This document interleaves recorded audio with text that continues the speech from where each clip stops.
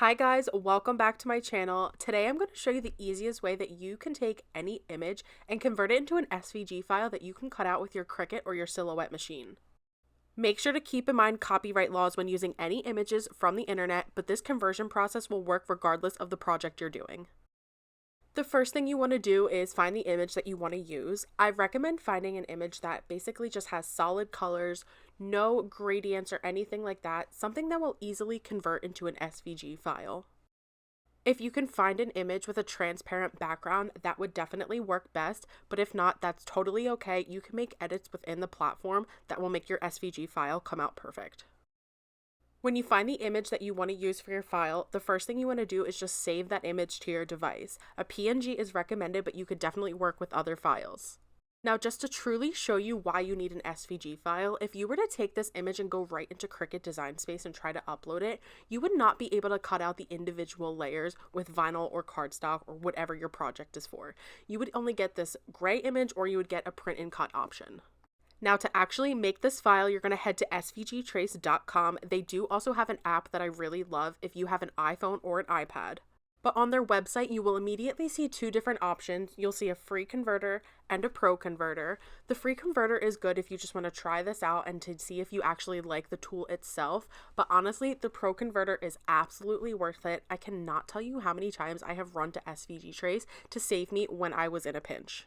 I really love the editing tools available in the Pro Converter, so just to give you a full overview of the platform, that's what I'm going to use today.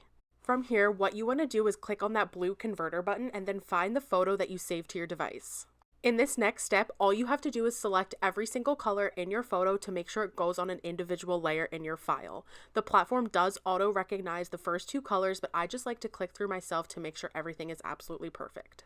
After you click convert, the next screen that you'll see is a preview of each individual layer that will be in your file, and from here you can go through and make any edits that you see fit. For example, I always automatically pretty much go and fill in that black background layer. It just makes it a lot easier when cutting things out with vinyl. And I also know that for this image specifically, I have to do a little bit of work on that white layer because this was not a transparent PNG to begin with.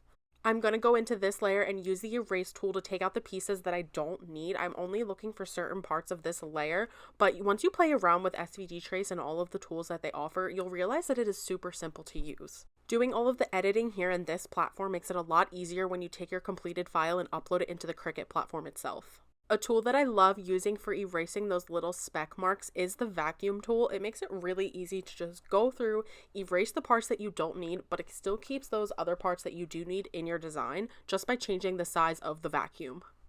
I usually will go through and do this to all of the layers regardless, just because sometimes you can't actually see the little speck marks that are showing up in the converter unless you zoom in and look for them. Last, I like to just go through one more time and make sure I didn't accidentally erase something and that every layer just looks good before I actually save this as an SVG file.